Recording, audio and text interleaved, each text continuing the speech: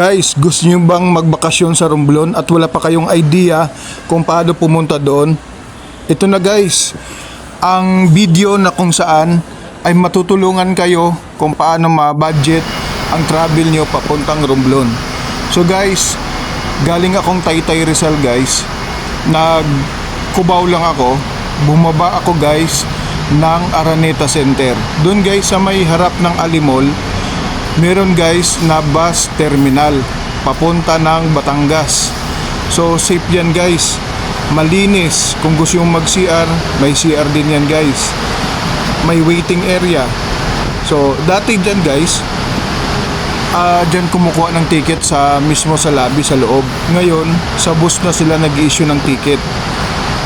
So ayan guys, ang ating sasakyan na bus, malinis at hindi masyadong crowded. May wifi yan guys. So ayan, umalis tayo guys ng 9:45 mula Araneta papunta po ng Batangas Pier.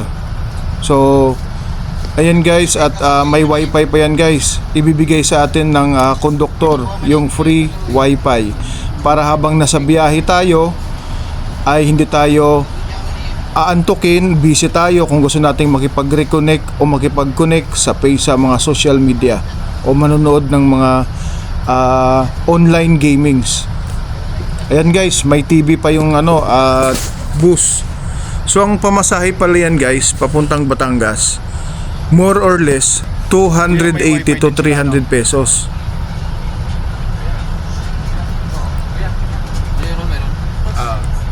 So mga ilang oras din yan guys, mga 3 to 4 hours yung biyahe natin papuntang Batangas. So ayan, naniningil na si kuya, ay nagbibigay muna siya ng ticket. So maya maya mangingil na po siya kung magkano po yung pamasahe natin. Yung aircon dito guys sa nasakyan kong bus, malamig. Pwede ring pahinaan kasi yung nakatutok sa iyo na butas, pwede mo namang i-close yun para kung ayaw mo sa lamig at kung gusto mo rin ng malamig. Nakadepende po guys sa inyo. Komportable naman po tayo guys dahil yung bus po na nasakyan natin ay bago pa po. Guys, after 4 hours, andito na po tayo ngayon sa Batangas Port. Napakalinis guys para kang nasa airport. So yung rito, yung amenities nila ay masyado pong malinis, masyado pong ginalingan. Ayan guys, naka line po ng maayos. So ayan, mga biyahe po. Actually mga biyahe dito guys papuntang Mindoro, usually Mindoro, Romblon or Ujungan Romblon, Romblon. Ayan guys, meron pang Shuttles Best Coffee, meron pang mga donuts dito. So halos lahat na guys andyan na, mga pasalubong andyan na guys sa loob. Hindi pa kayo mainitan at malamig po dyan. Yung aircon po ay napaka komportable. So dito nga tayo guys. So ang ginawa ko kasi dito guys, nag-online ako sa Starlight para prinin ko lang yun guys, yung in-online ko, tapos pinalitan ko ng mismong pinaka-ticket dito sa may ticket booth dito po sa loob ng port sa Batangas. So andyan po guys yung mga pamasahe natin at kung saan kayo destinasyon. So yun sa akin guys, yung pamasahe ko guys ay 1,500 papunta po ng galing Batangas papuntang Ambulong, Sibuyan, Romblon. So guys, habang naghihintay po tayo guys ng barko, kasi alas 4 pa po yun yung dating ng barko, ay ang alis. Meron naman po tayo guys waiting area na napakalinis. Ayan guys, yung CR andyan din guys, malinis. So komportable po talaga kayo guys na pwede kayong matulog dyan, pwede rin kumain at umupo dyan mismo din sa upuan. Lahat po dyan pwede, wala naman guys sumisita. Yan guys, makikita nyo na malinis. So yung machine nila para lahat ligtas ng mga sumasakay sa barko guys.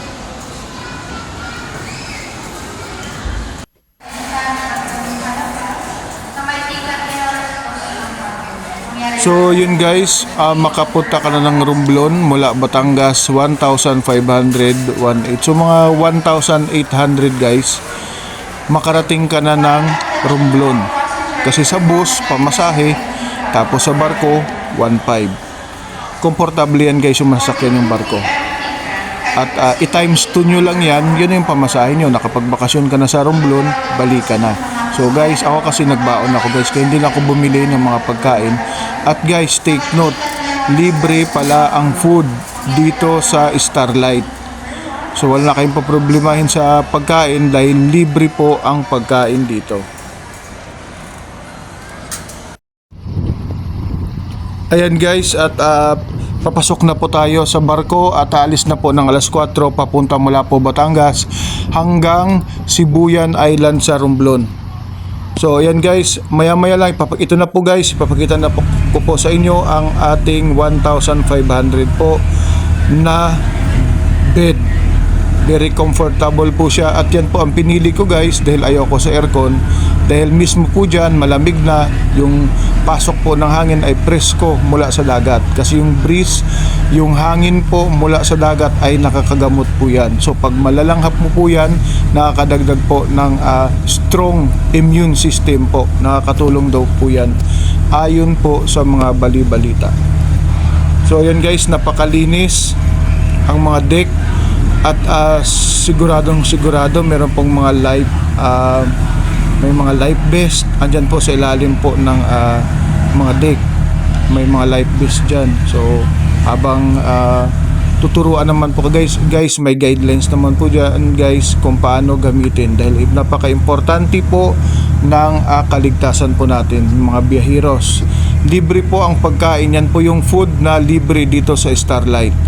Rice at ang masarap na adobong baboy. So yung matatanaw nyo guys, biyahe na po yun yung barko. Yan natatanaw nyo po ay yung si Mama Mary, dyan po yan sa may Batangas. Mama Mary sa gitna ng bundok. So ginagabayan po tayo sa ating trip. At sana po ay nakatulong po ako sa inyo. Kung kayo man po ay magbakasyon man po ng Romblon, 1,800 makarating na po kayo ng Romblon. Times 2 is 1,800 plus 1,800 equals 3,600. Balikan na yun guys. So ayan guys, kung kayo po ay may balak na magbakasyon sa Romblon, napaka-komportable at yan po yung pamasahe na nabanggit ko po kanina lamang. God bless everyone.